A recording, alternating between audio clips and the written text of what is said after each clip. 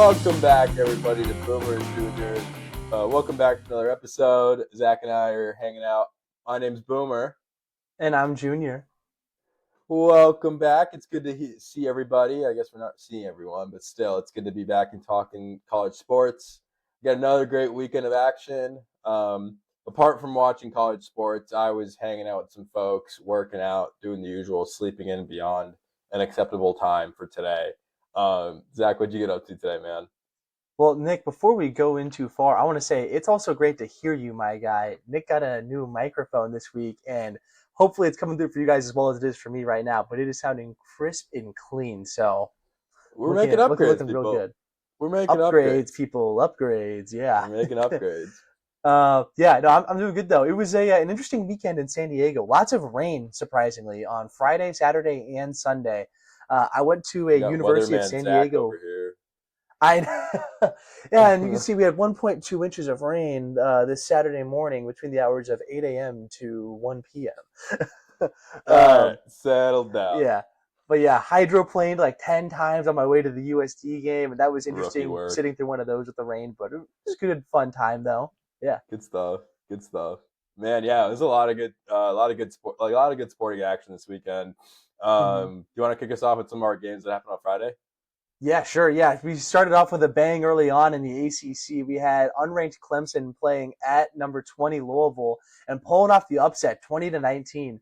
Yeah, this is a win that most people would have expected on paper going into the year, just because Clemson was expected to be so high with Cade Klubnik returning and everything. But obviously, been everything but that since they are 5-5 on the year now, so bowl eligibility alive and everything. So that's looking good for them, but definitely not meeting expectations for the season. ACC is just continuing to cannibalize itself in terms of playoff hopes. And man, there was a ton of blunders in this game on both sides. You had Louisville missing two different field goals, which could have obviously helped them try to win the game. And then Clemson, conversely, had a botched punt snap and then also got stood up at the goal line. So some serious chaos and craziness going on this Friday night matchup. Yeah, man. We've talked about Clemson a little bit this year. And I think at one point there were some serious talks of, is Dabo safe, right? And I think coming out of this, obviously they're now 500 on the year. Supposing they're going to go past 500, hopefully hoping they win out the rest of their games. I think that's going to cement Dabo's job. His job was kind of always cemented over at Clemson. He's kind of built that reputation for himself. But we saw names this year get thrown out for having done less, and so sad to see Louisville losing. I mean, they're on a tear this year, but man, they've just like fallen short when they needed to execute, and so hate to see that happen. Absolutely, yeah. And I agree with you on that Dabo point. He's definitely bought himself some time to at least try to prove himself again with, getting the national championship in the past and really building up that Clemson program. So we'll see how much more of a leash he gets, but expect to see him back there next year at the minimum. I think next year is going to be real telling tale for Dabo. But yeah, moving on, we got some action in the SEC. We had the number 11 Sooners going into Tuscaloosa to play number 4 Alabama and coming out with the win 23-21. Down go the Tide at home. And the key winners, or I think the key like decision makers in this game were Oklahoma's defense. They really were the difference makers in this game. Mateer, we've talked about this week after week, just has not been the same after that hand injury. I think there's going to be some questions to ask about like how he's going to fare for the rest of the year. But having said that, Alabama still rocked. Like they still balled out. Simpson had 326 yards and a touchdown, even though he had a pick. Special shout out to Eli Bowen. He had an 87-yard pick six off of Ty Simpson for Oklahoma. Oklahoma's still doing it. Coach Venerables and that Sooner team are still pushing along. They're gonna. I'm worried about the games where they're gonna have to lean on that offense more than the defense. They're gonna fall short. Like it's not even a question at this point. But they've got a couple games probably left in the year. They're probably going to win out, and depending on who they're going up against, they're probably going to win out, and they should make a bid in for the CFP. But having said that, margin for error is very small, I feel, for them, and so Yeah, no, go Sooners. I was rooting for them in this game. I love to see some top four chaos whenever Notre Dame's not in the top four. But yeah, go Sooners. Yes, sir. Yeah, and big note here was obviously Brett Venables known for his elite defenses, and Oklahoma winning the turnover margin in this one 3-0. So that really seemed like that was a big difference maker in this game. Obviously, only winning by 2 points. So Yeah, that defense standing tall was huge for Oklahoma. massive, dude. Huge. Massive. Yeah. Speaking of massive, let's talk about the comeback that Texas A&M had against South Carolina. South Carolina was playing in College Station at number 3 Texas A&M, and they were up Ridiculous. 30-3 at the half. That's right. Lenora Sellers and company were up 30-3 at the half against the Aggies. Texas A&M couldn't do anything right. Marcel Reed threw a couple picks. They just weren't really moving the ball well, and conversely, the Dude, defense could not stop South Carolina. But then the second half came, and Texas A&M scored 28 unanswered points, yet the 31-30 victory against the Gamecocks. Wow, insane.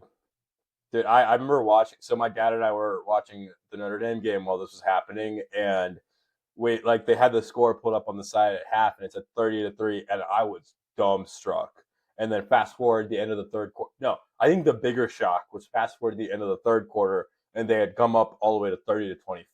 Like insane, right? And then saw at the end of the game that they came out and took the dub.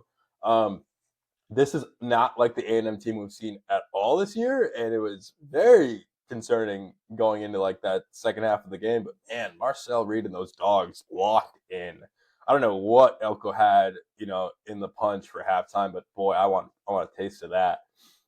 Yeah, he's got to be doing something in those halftime speeches because there was, I think, also in the LSU game, they were down by only a few points, but then they came back and won the game by like 20 plus Roaring. points, if I remember correctly. So something about that man's halftime adjustments and speeches are really working for his squad. Yeah. And he's so nonchalant about it. Like he was asked like after the game, like, what'd you tell the guys at halftime? And then he literally was like, just do your job. Like, just play your game, know who you are as players. And like they come out and they score 20 unanswered points. It's Mm-hmm. nuts. Defense Yeah. locked in, offense did their thing. Go Aggies, man. Yeah. Speaking of doing their job, Marcel Reed absolutely did that in that game. 439 yards through the air, 3 touchdowns, and then filled it up the stat sheet a little bit too with some turnovers as well, 2 picks and a fumble. However, clearly doing it just enough to get his team the victory. He's a well-rounded man. He's a well-rounded player. What can we There we say? go. That's a good way to put it. Well rounded. Oh man, sticking around in the SEC, we're gonna go over to Athens, Georgia, where number 10 Texas played number 5 Georgia, and the Bulldogs came out victorious pretty comfortably here, 35-10. The keynote here is, man, Gunnar Stockton, as Zach says, riding that Bennett or Stetson Bennett syndrome, right? Yeah, yeah, 200 almost 230 yards passing, 4 touchdowns and interception. Not to mention the one rushing touchdown he had as well. I think a key thing to note on the Texas side of the ball is Arch did it. I think he did a decent job. I think he could have done more, but having said that, having having like the weapons he has on the offense, man, like Arch had a decent job. Like I think he had a touchdown and 200 something yards. Mm-hmm. Yeah, I think the big thing for this one, at least on the offensive side of the ball for Texas, was their running. Their running game just did nothing for them. Like absolutely nothing for them. Did not produce anything. And their wide receiver core like did a little bit, but nothing crazy. This officially like is their third loss in the year. Probably knocking him out. I see no way they make it into the playoffs at this point. Uh, this is going to be interesting for Sark to reflect on coming out of this game. We've obviously got a couple games left in the year, but there's going to be some questions asked of like how much does he blame Arch for the way this season goes? How much does he blame the other parts of this team? I think there's going to be like a big like come to Jesus moment, at least like towards the end of the year, and especially in the off season. I think I was talking with some friends last night. We're throwing out crazy theories of like, what if Arch transferred? But like, where would he go, right? And like where would he go, right? But also like, I think if Sark is smart, he keeps Arch, but just develops him, right? Because I think Arch does have a really high ceiling. It's just a matter of if he can hit it. Of course, that is, Sark can only keep Arch if Sark is still the coach there, which there's some very Oh, mild but rumors nonetheless swirling a little bit about Steve Sarkisian's job security right now. Um, Yeah, Oh, we'll see. I mean, this was a pretty rough one because usually Texas can at least like hang its hat on defense and yeah, everything. That's been their kind of recent calling card. Giving up 35 points was obviously not the look, and then just like ugly. you said, not really getting anything done on offense either. Just got wildly outplayed in this one. So Yeah, we'll see what Texas's future holds. Definitely falling from grace a bit after getting playoff bids the last 2 years. yeah, yeah. No, I think Texas would be dumb to let go of Sark. Quite frankly, if they were, that'd be a horrible move. But I'd say less. Yeah. Yeah, we'll see. All right, pal. Moving over a little further east to Mississippi, we had Florida playing at Ole Miss, number 7 Ole Miss. Mississippi coming away with the 34-24 victory, but another game where there was some interesting trailing action at one point. Ole Miss entered the quarter down 24-20 to Florida, so Gators almost pulled off some other upset magic there. The Man. star of this game for sure, though, was Mississippi running back Hugh Lacey, 224 yards on the ground and 3 touchdowns. Huge impact. Obviously, that's 3 of the scores there for Ole Miss, the majority of their points, almost beat Florida on his own. So that was really big for them in their offensive performance. So Mississippi keeping their playoff hopes pretty well cemented right now. And a key thing to talk about here was in the post game. This is probably the most important thing to talk about on this game, where Lane Kiffin was asked about potentially leaving Ole Miss to go Yeah. look at other head coaching jobs. And he responded saying, I love what we're doing here, and today was awesome. And then later on in that same response, he said, to even talk about me leaving right now would be so disrespectful to our players and how well they played today. Translation, look at multi-million-dollar home purchases in Baton Rouge because that man's going to LSU. Ah, man. I was talking about this with some friends last night, and like, man, it'd be interesting to see if he moved. I don't think he should personally. I think LSU, we've talked about it, is a very it's a very high, the standards there are high, right? Like, I mean, they had a natty like less than 5 years ago. Those standards are high, and if Lane doesn't hit that in the first year, if not two, he's out, right? And he's built a culture and he's built a reputation in Ole Miss. Like, if it was me, I'd stay. But then again, I'm not Lane Kiffin. I think being at Mississippi, he has a chance to win a national championship. It may not be quite as high as if he were to be at LSU, but he has a chance nonetheless. And he Yes, has way more comfort in terms of what he's able to do. I'm yes. sure milk out some good pay from them as well. So I would expect him to stay. Well, actually, no, I don't know. I the vibes beforehand seemed like he would stay maybe, but obviously with that response, it seems like the deal maybe even has the ink drying already. So we'll see what happens there. Oh man. All right. Moving on. We got number 16 Georgia Tech at Boston College matchup in the ACC here, and number 16 Georgia Tech almost falling to then 1-9 BC. Georgia Tech hit a game-winning field goal as time expired, and man, I like if it was me, I would have never thought they were going to give up that many. I didn't know Boston College had that much firepower in them, quite frankly. Shout out to Dylan Lonergan for BC. He had a crazy game, 360 yards and 2 tutties. Didn't know that BC had that kind of like honestly like gun power like in their entire depth chart. So good for. I mean this. This just pushes GT forward in the ACC. Man, good for them. Questions to like. This is going to be some questions to ask of like how they can fix defense coming away from this. Coaches are going to be looking at like what BC did, quite frankly, to stump Georgia Tech as much as they did.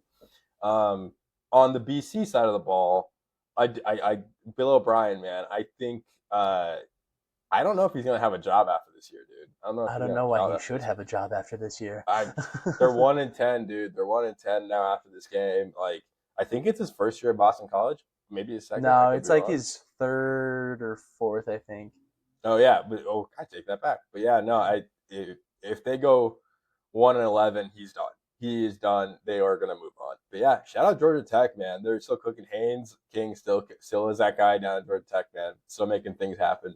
But yeah, Yeah, yeah. So I was familiar that Boston College could hypothetically put up that many points as they played at Michigan State earlier this year in a game that I was at that went to 2 overtimes. Obviously, at the time, that felt like an impressive victory. Turns out both Michigan State and Boston College suck. Um, but alas, that's a separate conversation. So, yeah, that was crazy. They almost pulled out the upset, but Georgia Tech staying Wild. alive, keeping those playoff hopes going. So, Yeah, man. Making a deep yeah. push in the ACC. hmm Moving on then over to Big Ten territory. We had number 17 LSU playing at number 21 Iowa. Now, this was a big one for both of these teams, trying to keep some playoff hopes alive. And USC ended up coming out on top, winning 26-21. Key thing to note here: Iowa was up 21-7 at one point in the first half. Iowa was looking like pretty well in control of this game. Offense was moving the ball, which is kind of unheard of in Iowa. Yeah. So Yeah. that was pretty crazy. But alas, USC Jade Mayava did get the victory, bouncing Iowa from college football playoff contention. So bummer for the Hawkeyes there. But USC's case seriously getting helped on getting that victory. And something interesting now is actually related to Oregon. That's Oregon's playoff hopes being seriously hurt. As their only quality win was looking to be Iowa after they got that win last week. They do face off. USC goes to Eugene this upcoming weekend, and that's going to be huge for both USC and Oregon. Big time. Loser of that game is going to be looking dicey to make the playoff. Oregon only one loss on the year, but again, no victories or no quality wins to date. So if they beat USC, there you go. There's another quality win. It's going to keep them at only one loss, probably in the playoffs still. Yeah. Conversely, USC, if they get that win, they'll have two losses. However, a win over Oregon now and the tiebreaker over them, you'd think. So we'll see how that goes. Yeah, man. No, I think I thought USC was going to take care of business here in this game, quite frankly, just based on how they've been playing. But yeah, it was impressive to see that Iowa could put up that much, and the fact that they were up by 2 whole scores coming out of the half, man. But yeah, Trojans get it done. It sucks to see for the Hawks, man. But yeah. All right. Our last game for recap for college football this week was one of the teams we've loved and tracked all year. It's USF Bulls playing at Navy, number 24 Bulls, I should say, and losing 41-3.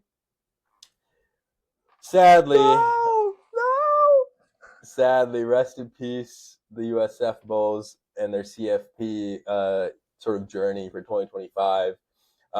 Navy looked really good this game. Like I was seeing clips I was seeing clips all throughout the day of just them running that ball. It was nuts, and especially they ran they had 338 rush yards, which was ridiculous altogether, man. Like their quarterback, they had Blake Horvath back from injury. He didn't play against Notre Dame, and it was he's a key difference maker because I mean, man, he really led that team. There's a different aura with that team altogether with him and then without him.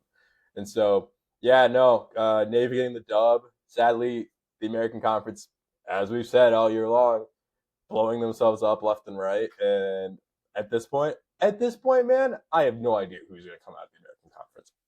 I couldn't tell you. Yeah, I mean Genuinely couldn't. USF's got 3 losses now. Yeah, Memphis has 2 or 3, I think. I mean Navy's looking pretty good, and then North Texas. This will probably yeah, be one of those two. But I was just so desperately hoping for a possible 2-bid American Conference. If USF could have won out and then lost in the conference championship, or something to the fact that they played in the conference championship and then yeah, lost and only had 2 losses, I think they make it in with their out of conference schedule. And then whoever obviously wins the conference would probably get that win or that bid too, then is the highest ranked conference champion. So yeah. absolutely devastating.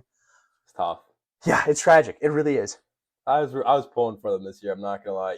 Even the North Texas, I'm still kind of pulling for North Texas. I really am. Uh-huh. At this point, that's who we But have to pull for. yeah, no, I am. Yeah, especially with how good their quarterback is. But yeah, rip USF. Oh well. Yeah. Indeed. And then one final thing recap. This isn't a game, but something definitely worth covering. That's some potential coaching rumors we had going on this week, and that was James Franklin being linked to Virginia Tech. Yeah. Nick, what are your thoughts on this? Dude, I got a couple things to talk about. It was reported that they're in early talks. They're seeing. I don't even know if there's been an official like interview or anything, but I think there's been like some murmur with the different like teams and whatnot. But you and I were chit chatting about this. I think it'd be a great hire. It'd be a phenomenal hire for Virginia Tech. It would truly level them up from a coaching standpoint. I don't know if it's a good.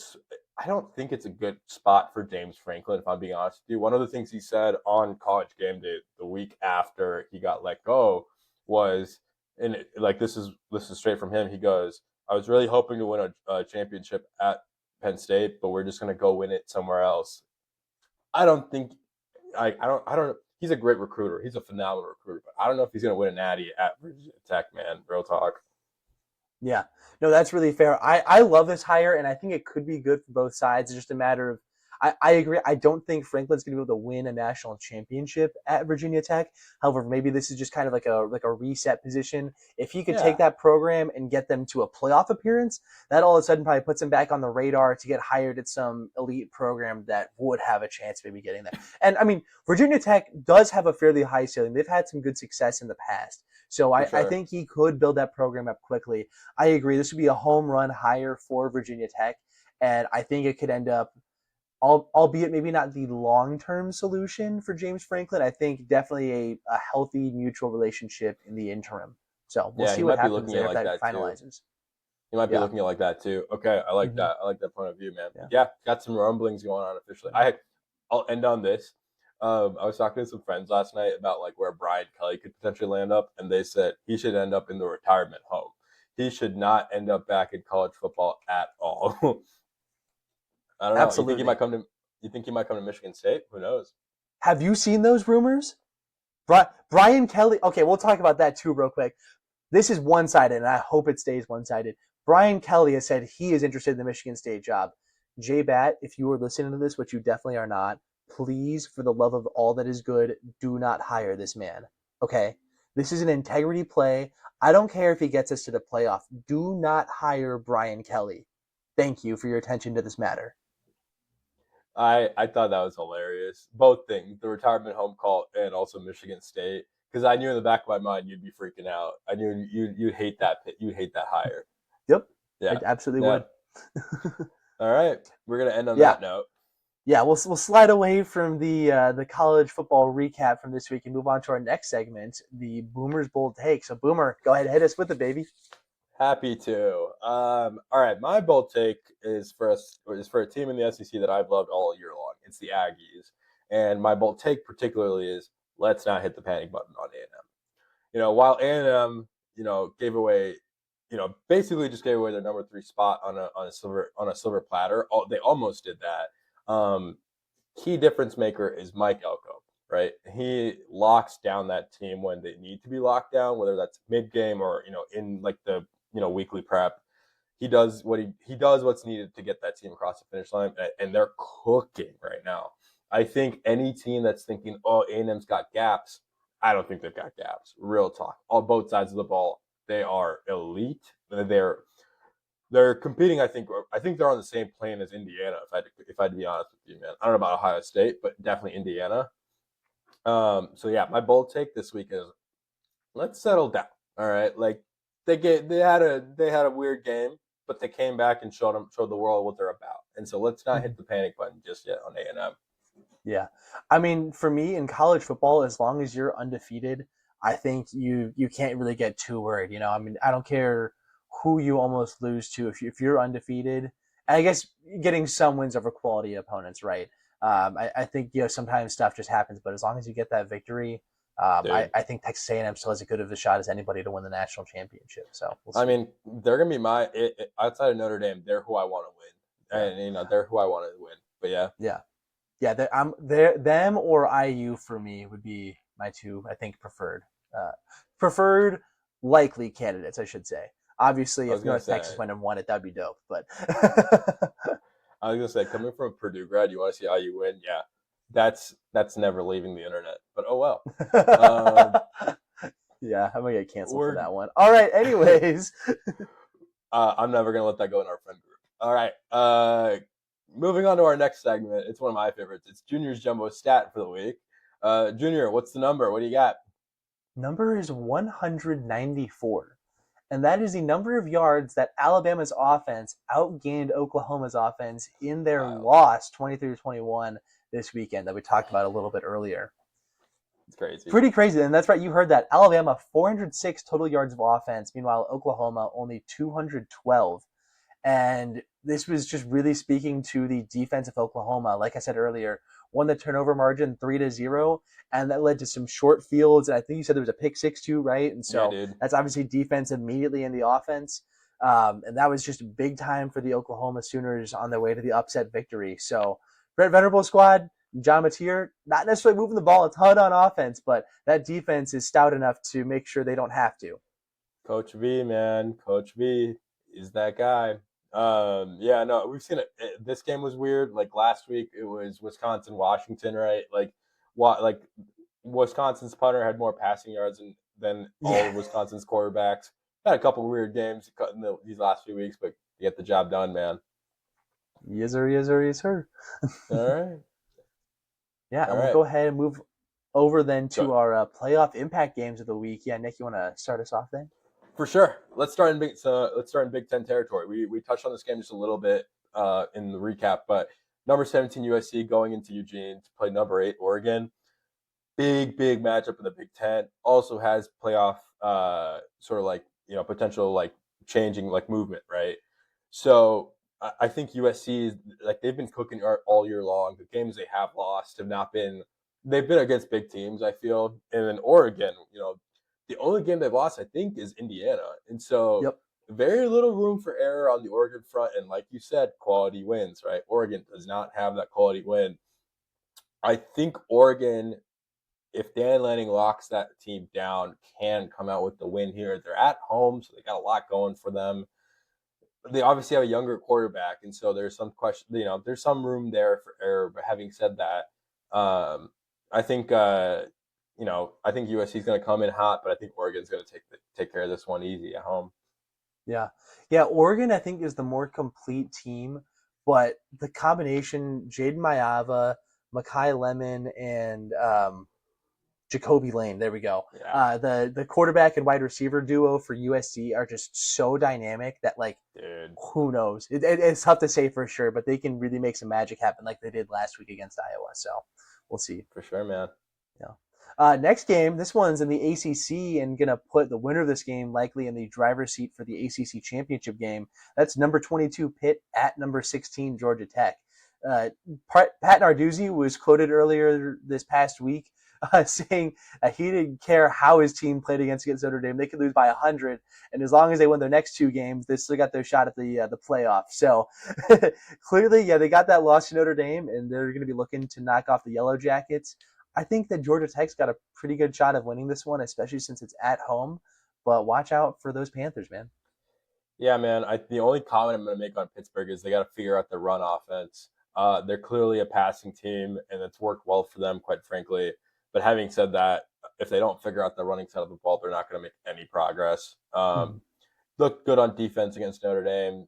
They had some good moments, but man, yeah, it's going to come down to the run game. And Georgia Tech, man, Haynes King, you just can't stop that guy. Like he is he's in the running for the Heisman. I'm pretty sure it might not be the highest, but he's in the running, I think.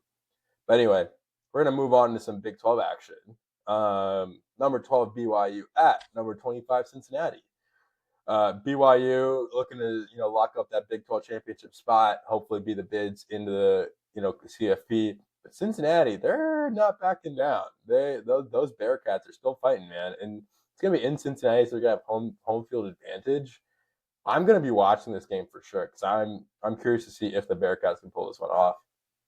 Mm-hmm. Yeah, I will say, just from a grand scheme of things perspective, I'm hoping for a BYU victory here. I think just so we can hopefully get BYU and Texas Tech into the playoff. I think both of Ooh, those teams are deserving and be really fun to yeah, watch there. So we'll see if that ends up shaking out that way. yeah, I could see And Cincy then pulling off something sneaky. But yeah, sorry. yeah, no, okay, yeah, we'll see what happens. Yeah, Brendan Sorbsy, it's crazy.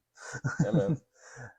And then for our final playoff impact game of the week, a little light, which is kind of surprising, but I guess that's what happens when the SEC is playing FCS teams. No shade there, lots of shade there.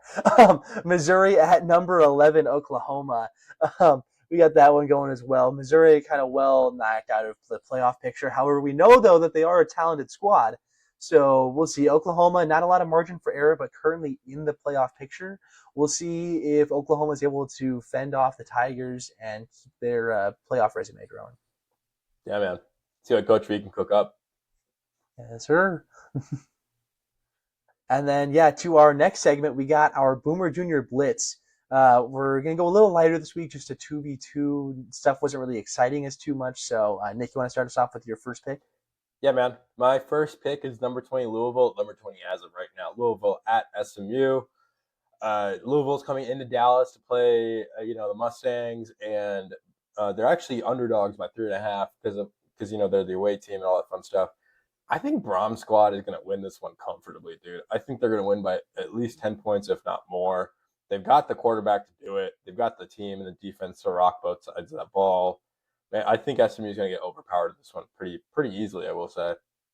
It's funny you shouted out the quarterback play specifically because I was going to say, I think this is Miller. I just am getting the vibes of this be like a Miller Moss career game I and agree. just absolutely show out for Louisville. I After agree. getting their playoff hopes dashed, he's going to have like the best game of his season or something like that. I agree. I'm Yeah. expecting emptied stands by halftime. There we go. Next one, we'll go over to the Tobacco Road rivalry, but for football, and that is Duke playing at UNC. And Duke has been a solid but inconsistent ACC squad this year, going against obviously the failed Chapel Bill experiment. That's right, Chapel Bill for Bill Double Belichick. Bill. I like Duke minus 6.5 here. Home field advantage isn't going to play a major factor here, and I have no faith in Chapel Bill. So going with the Blue Devils here. Yeah, I'd be shocked if he's still around coaching at UNC next year. He might be, but who knows? It seems like Um, it'd be a mutually beneficial split if he just stopped. I agree. That experiment has failed, and it's pretty evident. Nothing he can do can turn that team around. But oh well. My last pick for Blitz this week was Mizzou at number 11 Oklahoma. We talked about this in the playoff impact game of the week. I think Oklahoma is going to build off of the win they just had against Alabama and absolutely take this one. They're favored by 8.5 points. And with the beat down Mizzou team, Mizzou's still looking good. Don't get me wrong, but I think Oklahoma is going to actually take this by 3 scores, if not more, dude. I think they're going to put a beat down on Mizzou at home. Yeah, yeah, we'll see. I think it seems quite possible. Yeah. Yeah. And then lastly, we'll also go back to a game I talked about in the playoff impact games of the week, and that's Pitt at Georgia Tech. Georgia Tech is only favored by 2.5 points in this one. I don't know who in their right mind is thinking that on a neutral field the Pitt would be favored. Give me Haynes King and company Yeah, to dog. win by double digits against Pitt. Call my It's shot, double fair. digits victory. Love that. Love that. All right. All right. Yeah, that'll wrap us up for our college football segment. And now we'll do our, like we talked about, kind of weird little quirky split right now and go into college basketball stuff. So we'll start off. I'm going to talk about we'll start off with our recap of this past week's games. And I'm going to talk about 2 games all in one for the same team to start off here. That's to sound the alarm for number 6, Michigan. Because, oh my gosh, this week was scary for them. They started off, they had an 85-84 overtime win against Wake Forest that, quite frankly, Wake Forest choked away in regulation. Oh Wake yeah. Forest was up by a bit, had a good chance to try to win the game, and just could not get it done. And then after that, played at TCU, won 67-63.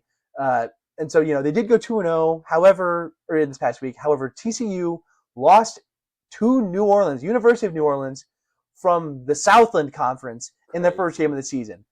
So, and that was also a 4-point margin too. So basically, Michigan equals University of New Orleans is what I'm hearing. Same.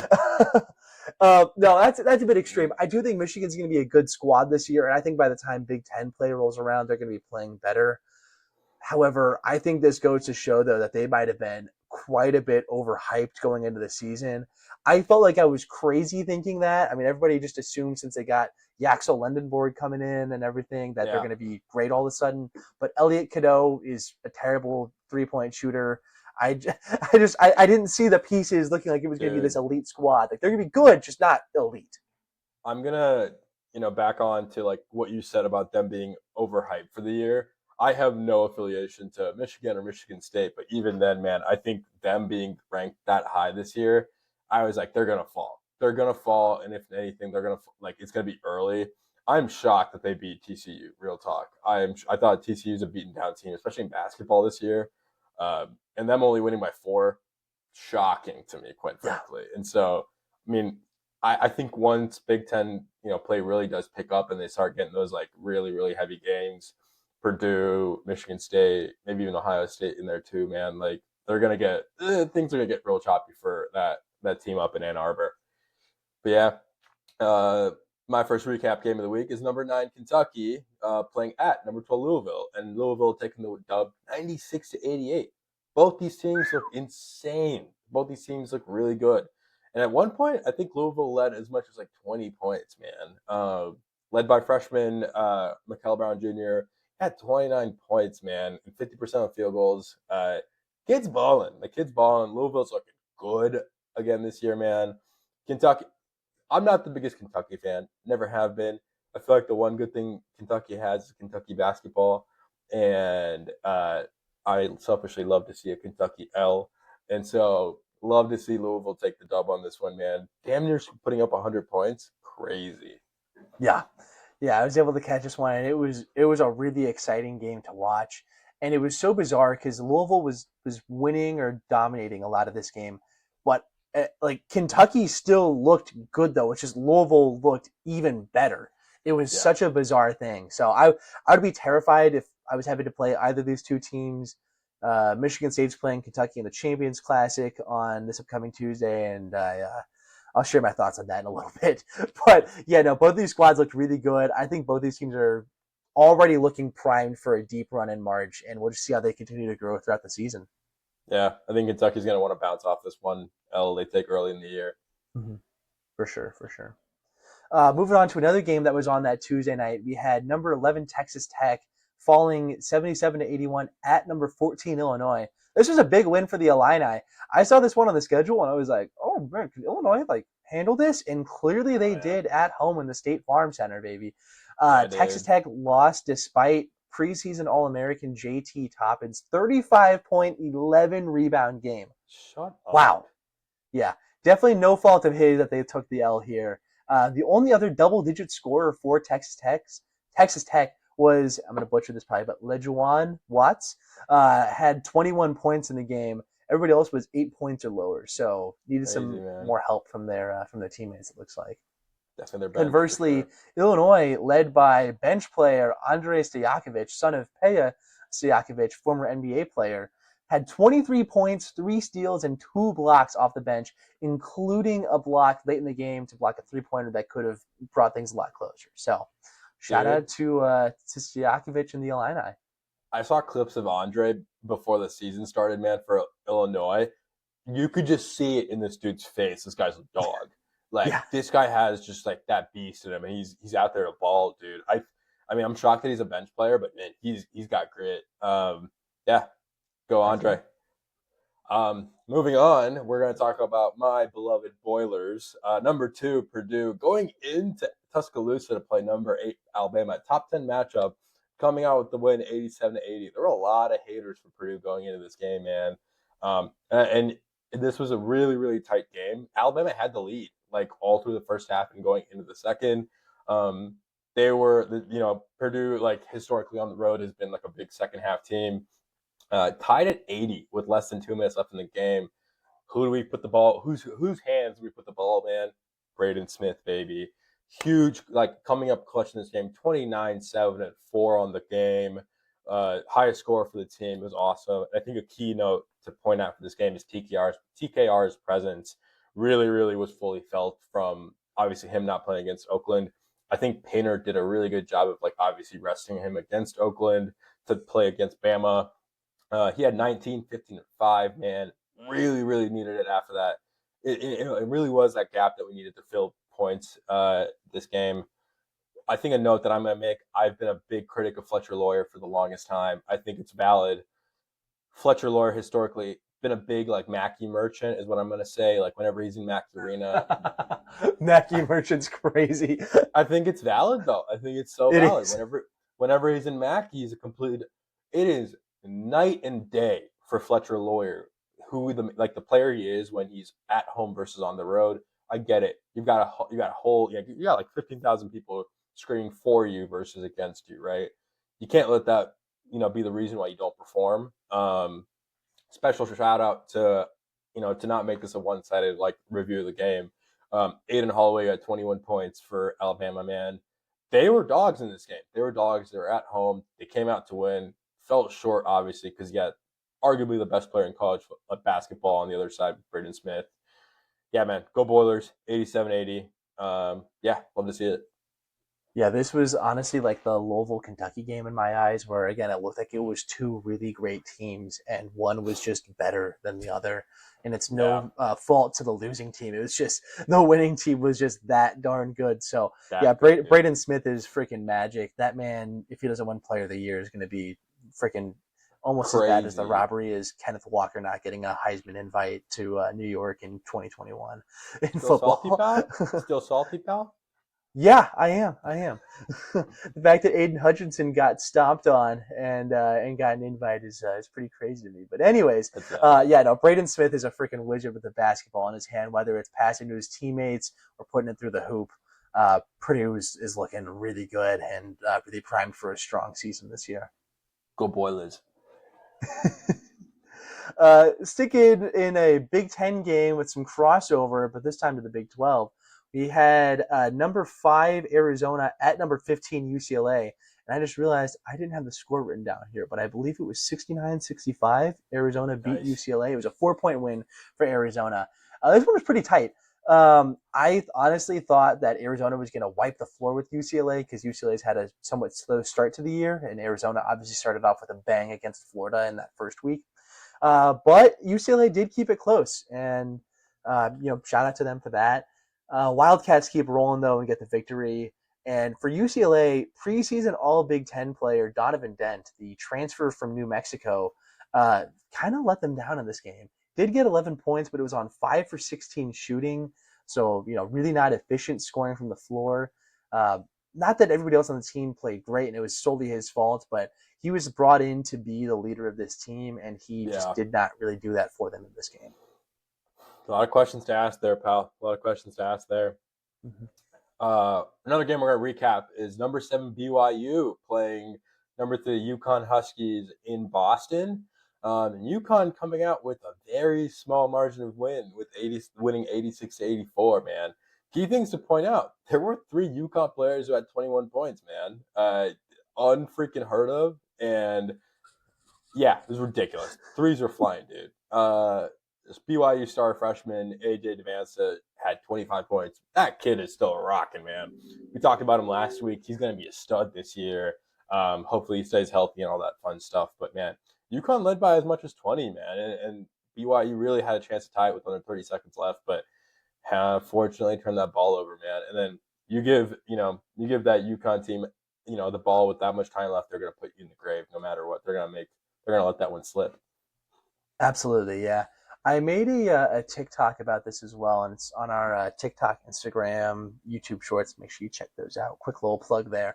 But yeah, really concerning trend, I would say, for UConn early on in the season here. Like you said, they had that big win or big lead rather on BYU in the second half, but ended up letting it slip and get really close with the chance for BYU to win.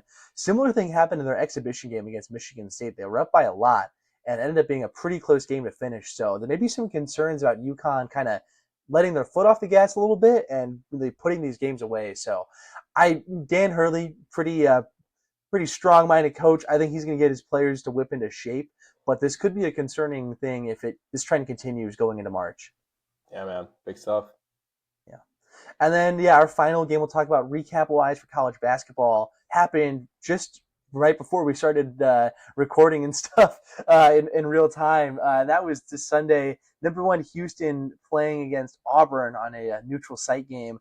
Houston eking away with the victory here, 73-72, tight one to finish.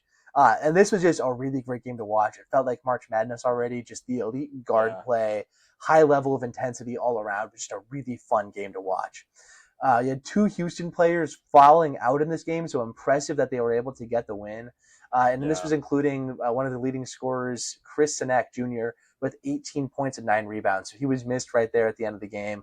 However, his team was still able to get the win for him.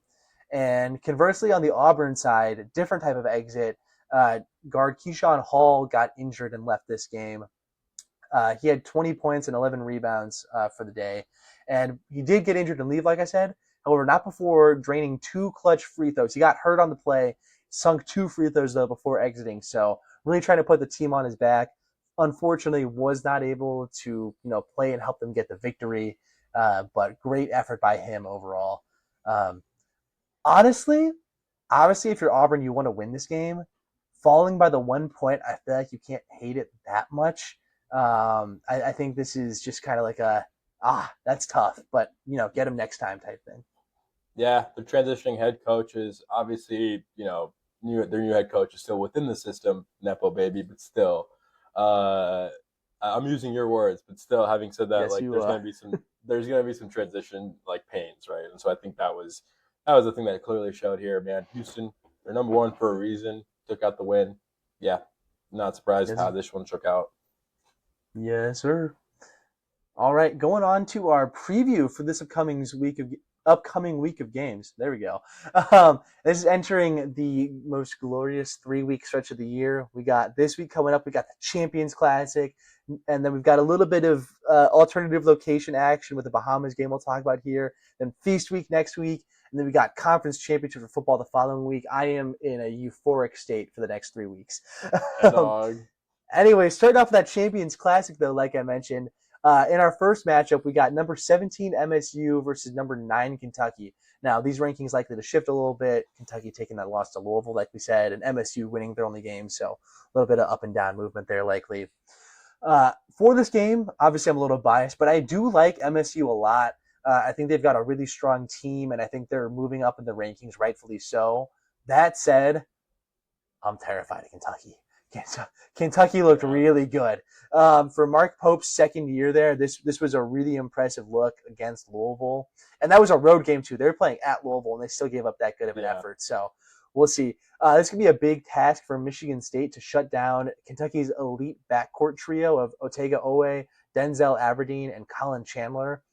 Yeah, Those man. guys all looked really solid on both the offensive and defensive end. We'll see if Jeremy Fears, Michigan State starting point guard, can help the Spartans lock down this victory. Yeah, man, it's gonna be an interesting one. I think Kentucky's gonna want to look to bounce back, right? And so Yeah. Michigan State's gonna have their work cut out for them. I think Izzo should be able to cover. Having said that, this one's gonna be cut. This one's gonna be cutthroat, man. This one's gonna be Yeah. cutthroat. I think that was a good way of putting it. I think an Izzo cover, but we'll see of an actual victory. Yeah. Yeah, man. Sticking around Champions Classic, we got number 25 Kansas versus number 4 Duke. We got really the battle of the nation's top freshman in Kansas's Darren Peterson and Duke's Cameron Boozer, man. Boozer's looking good for Duke.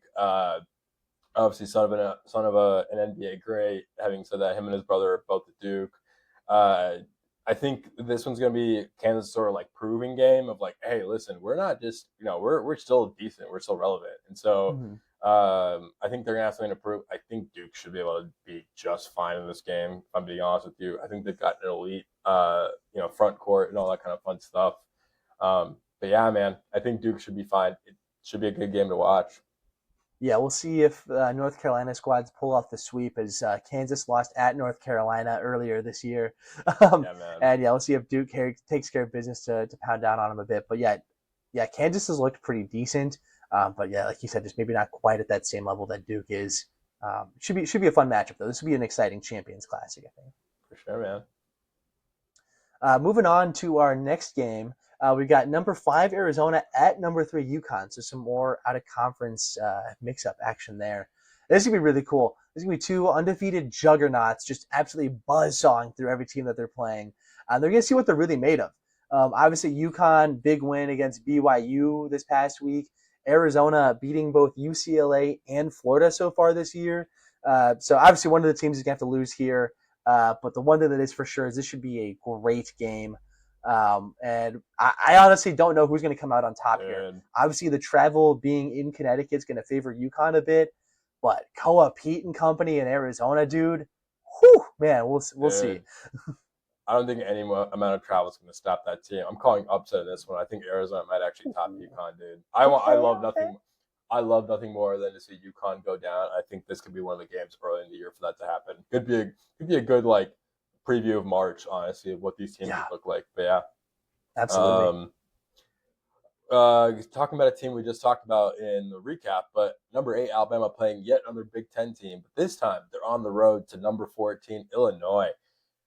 Big theme for this game is holy 3-point shot, man. They got great shooters on both teams, man. It's gonna come down to who can make shots at the end of the night. And so, big thing is like, can Nate Oates really avenge the loss they took last week, right? And so, yeah, I think Bama is still a legit team. I think Bama's still a legit team.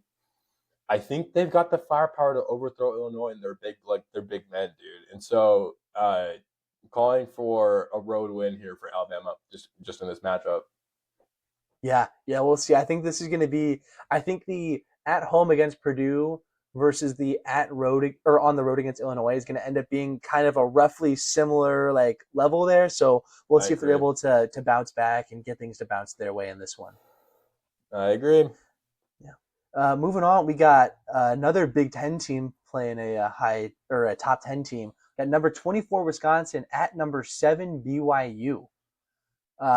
This will be interesting. I think Wisconsin players will be an interesting trip to Salt Lake City and see what all Yeah, that's like. But yeah, this will be a fun one. BYU obviously trying to rebound after that loss to UConn, which I think they yeah, can keep their heads high about, but it lost nonetheless. And meanwhile, Wisconsin, we'll see. They've got a lot of great returning players, and we'll see if that front court can slow down AJ DeBansa. Obviously, their leading scorer in their pass game. So uh, I think that Wisconsin's got a good shot of winning this one. I'm not saying that they will. BYU does have a very talented team, good coach, but something about Wisconsin is just really pesky, man. So we'll see who wins this one. can't ever take out the Badgers, man. Especially with basketball, man. Mm-hmm. Like those guys sneak in all the time, dude. So wouldn't be surprised if they were able to find something. I think they're gonna give BYU a good fight, but at the same time, I think Debanza is just way too good this year, man. I think the way he's been looking, I think he's gonna overpower those Badgers pretty. Yeah. I think he's gonna do his job for sure. Yeah, man. Our last game we're going to look at for preview for next week is Memphis versus Purdue. Not in West Lafayette, boys. The Bahamas, right? That's why I'm wearing my They're going Hawaiian to take shirt a right little now. midweek. They're going to take a little midweek trip out to the Bahamas, man. Keynote from Zach: screw Penny Hardaway. As always, we stand by that. Purdue's really looking to build off that State and Alabama road win, dude. I think key players, Braden Smith and TKR, are going to still be the guys that drive. The one thing I'm going to point out, I kind of talk about this in the recap of this past week, is who's going to step up to support them, right? Especially not in Mackey Arena, who's going to step up and be that next guy? It should be Fletcher Lawyer on paper. It should be Fletcher Lawyer. I want it to be Fletcher Lawyer. I really, really want it to be that guy. But I'm also hoping for other guys to step up, man. Oscar Clough was a big name we brought in from the transfer portal. He's been good, but he's not been up to the level that anyone thought he would be. I'm I'm hoping it's a slow ramp. I'm hoping it's a slow adjustment ramp, him finding his place in the team really. But I'm expecting Fletcher to really step up and sort of build and be that guy that we know he can be. And so yeah, I'm a little jealous that these college kids get to take midweek trips out to the Bahamas. When I was in college at Purdue, I was stuck in West Lafayette all semester long.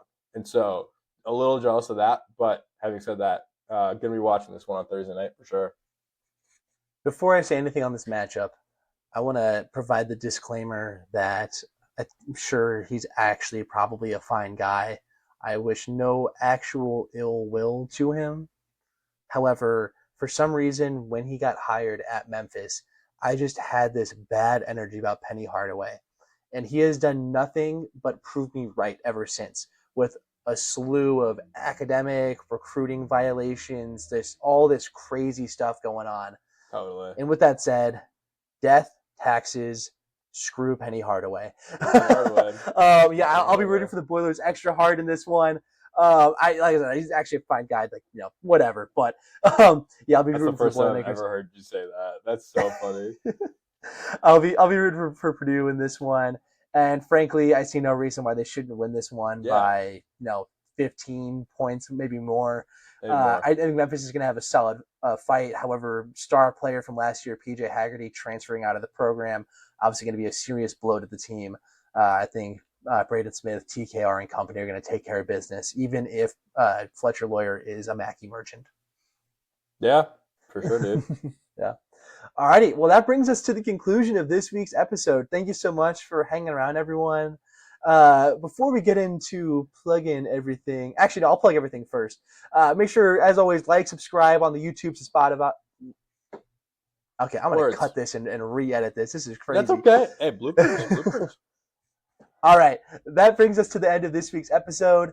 As always, make sure you like, subscribe, rate, review, follow, all that jazz on our YouTube and Spotify. Really appreciate that. As always, if you have any questions or feedback, make sure to either comment on the video or email us at officialboomerandjunior@gmail.com.